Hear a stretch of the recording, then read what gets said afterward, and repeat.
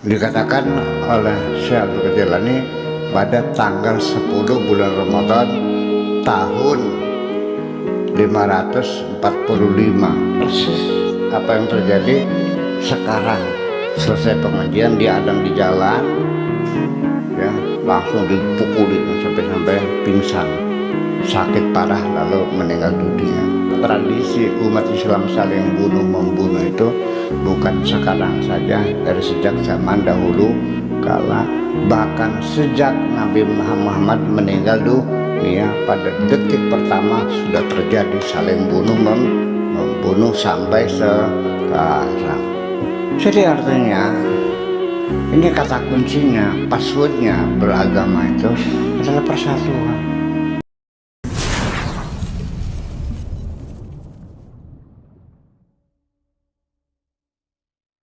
Assalamualaikum warahmatullahi wabarakatuh. Waalaikumsalam warahmatullahi wabarakatuh. Bismillah, tawakkaltu ala Allah, la hawla wa la quwata illa billah.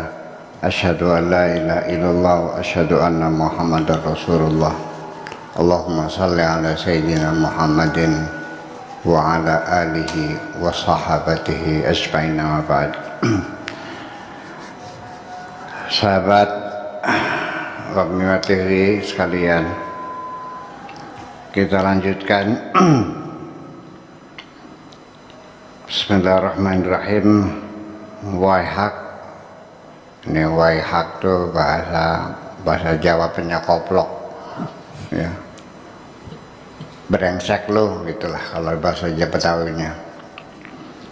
Ya jahiladdin, wahai orang yang bodoh tentang agama, bodoh tentang agama, tidak paham agama. La'bun hiya, bermain-main, la'bun huwa, bermain-main dengan agama. Tidak paham agama tapi bermain-main dengan agama. Wa tanmisun huwa, dan juga hanya sebatas sakralisasi dalam agama. La wala karamata, tidak ada hebatnya. Liqtifaka, bagipun pundakmu itu enggak ada hebatnya sama sekali. Mutanammisun, hanya sebatas berseremoni, yaitu sebatas hanya tahlilan, marhabanan ya, sholat berjamaah, apalagi ya sebatas hanya doa-doa saja.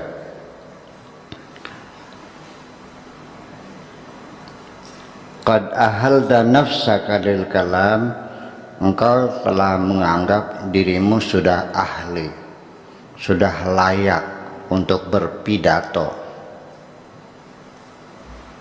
menganggap dirimu sudah layak naik panggung, pegang mic, bicara tentang agama. Sampai sekarang malah di YouTube lagi deh. Tidak ngerti agama, bermain-main, sok jagoan ngomong agama. Modalnya hanya 2 ayat, apal 2 ayat, 2 hadis hafalannya. Bolak-balik kulu bidatin wa kulu dolalatin, itu aja, bolak-balik. Betul nggak? Jadi ini dikatakan oleh Syekh Abdul Qadir Jilani pada tanggal 10 bulan Ramadan tahun 545. Jadi sudah 1000 tahun yang lalu.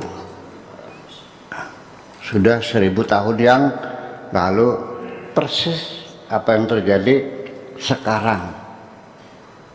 Di sekitar kita ini banyak orang yang tidak paham agama, sok jagoan ceramah agama. Gitu katanya. Lil kalam alal khalqi, berbicara di atas umat, di atas manusia, kepada manusia, min ghairi ahliyatin fik, tanpa ada keahlian dalam dirimu, Baca Qur'annya saja masih alhamdulillahirabbil alamin. Ar-Rahman Ar-Rahim wala bedolin.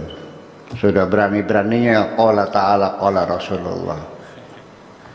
Tidak punya keahlian sama sekali, dasar goblok loh gitu. Ada nggak?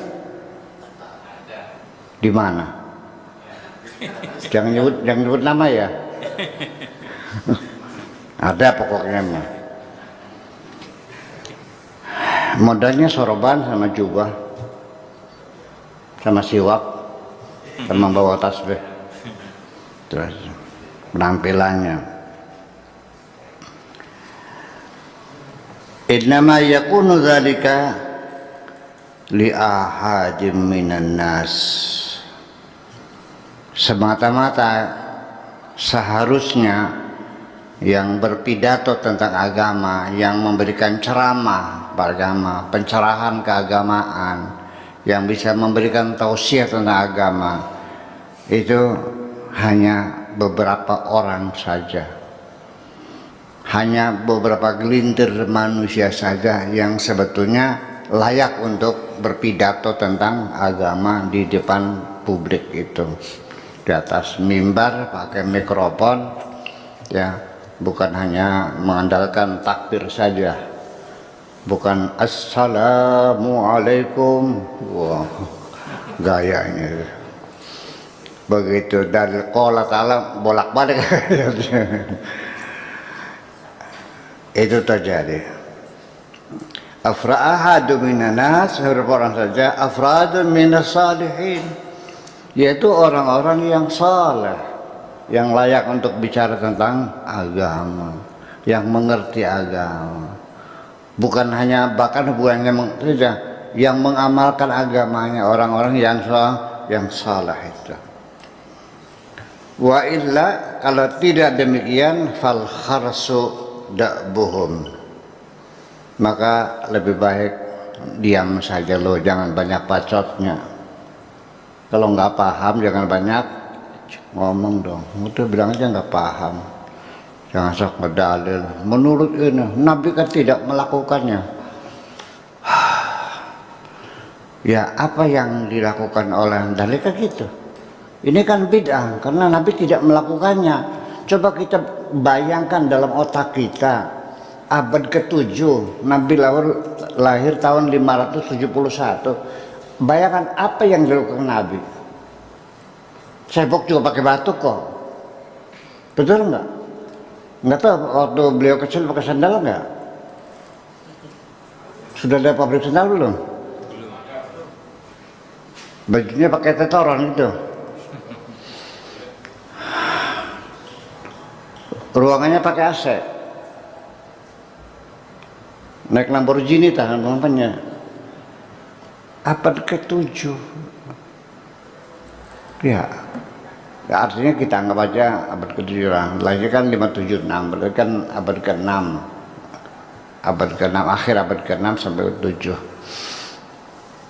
Rumahnya masih pakai tenda. Masih nomaden mereka itu. Tidak punya rumah, tinggalnya di tenda-tenda sambil menggembala kambing. Tidurnya di atas tanah. Lalu berdalilkan itu adalah bid'ah karena Nabi tidak melakukannya, kan begitu. Siapa pakai tisu bid'ah enggak? Bid'ah yang Nabi tidak pernah melakukannya kok. Nabi cebok nggak? Ya cebok. Pakai apa? Pakai batu. Berarti pakai tisu bid'ah gitu. Ya udahlah. Saya tidak menyalahkan. Ya udah silakan Anda pakai batu aja. Jadi kalau di tengah jalan kencing buang air, itu jangan pakai tisu, cari batu aja. Begitu. Sikat giginya pakai siwak. Ya, mobil BMW-nya dijual aja deh, ganti kalau beli onta. Supaya persis seperti Kanjeng Nabi, itu logikanya. Itu berulang-ulang dalilnya, Nabi tidak melakukannya. Ngaji juga Nabi tidak melakukannya kok. Betul nggak? Nabi ketika ngajar pakai papan tulis enggak? Ya enggak. Kayaknya, iya yang kayaknya dong, pastikan aja enggak. Ini belum ada yang bisa nulis kok. Itu. Wal isyaratu lahum dunal kalam an-nadir. Jadi baik diam aja, sudahlah. Ya kita isyaratkan kepada mereka, ya dan nggak usah ngomong lagi lah. Nggak usah banyak ngomong lagi. Minhum man yu'maru bin nutqi. Di antara mereka orang-orang solehin itu, orang-orang yang betul-betul menguasai agama, ada yang diperintahkan, artinya yang diberi tugas oleh Allah, ya bin nutqi, untuk berbicara, untuk berpidato, untuk ceramah. Fa yatakallamu 'alal khalqi 'alal kurhi minhu. Ketika dia bicara 'alal khalqi, kepada umat manusia, 'alal kurhi minhu, berdasarkan kebenciannya. Ceramahnya apa? Ujaran kebencian. Di antara mereka itu ceramahnya adalah hanya menyampaikan ujaran-ujaran kebencian. Ada enggak? Ya, itu persoalannya.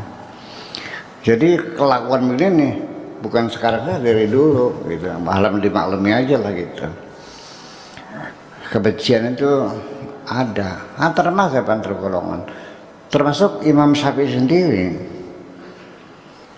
Mengenaskan sekali ceritanya tuh. Dia dalam pengajiannya, rupanya ada murid-murid Imam Maliki ikut menghadiri pengajian Imam Syafi'i itu. Mungkin dalam session dialog tanya jawab, ada yang bertanya tentang satu hukum. Lalu oleh Imam Syafi'i jawabannya berbeda dengan pendapat Imam Maliki. Lalu dipertanyakan oleh santrinya Imam Maliki, menurut guru kami tidak begitu, Imam Syafi'i begini. Pada Imam Syafi'i, Imam Maliki salah dalam hal ini, begitu. Tidak terima, dipersalahkan, marah, gurunya disalahkan itu. Kata Imam Syafi'i, Imam Maliki manusia, saya juga manusia. Saya bisa salah, Imam Maliki juga bisa salah. Hanya ngomong begitu kok. Selesai pengajian dia adang di jalan, ya langsung dipukuli sampai pingsan, sampai sakit parah lalu meninggal dunia. Jadi sudah ada gejala-gejala kekerasan begitu. Ya sampai sekarang saling membunuh itu sampai sekarang. Ujaran kebencian itu bukan sekarang saja, dari dulu juga sudah berjalan lancar. Ini buktinya, teks ini adalah sebagai artefak yang bisa kita katakan bahwa tradisi umat Islam saling bunuh-membunuh itu bukan sekarang saja, dari sejak zaman dahulu kala, bahkan sejak Nabi Muhammad meninggal dunia, pada detik pertama sudah terjadi saling membunuh sampai sekarang. Yang belum terjadi di Indonesia, ini perlu saya tegaskan, saling bunuh membunuh hanya Indonesia. Adapun hanya percikan-percikan kecil saja, seperti di Bogor ada yang mati 1 orang, kemudian di Sampang di Madura itu kelompok Syiah yang sampai sekarang mereka belum berani pulang, masih trauma. Hanya itulah, kita mah insya Allah aman-aman. Kalau di Irak ludes sampai bubar negaranya, betul nggak? Syria sampai sekarang porak-poranda. Yaman berdarah-darah, saling bunuh-membunuh sampai sekarang. Di Libya juga sampai ledakan-ledakan masih terus berlangsung. Betul? Ya. Itu. Jadi artinya kita bersyukur alhamdulillah dengan negara Indonesia berdasarkan Pancasila dan Undang-Undang 45 ternyata lebih mampu membuktikan perdamaian. Oke, setuju? Ya.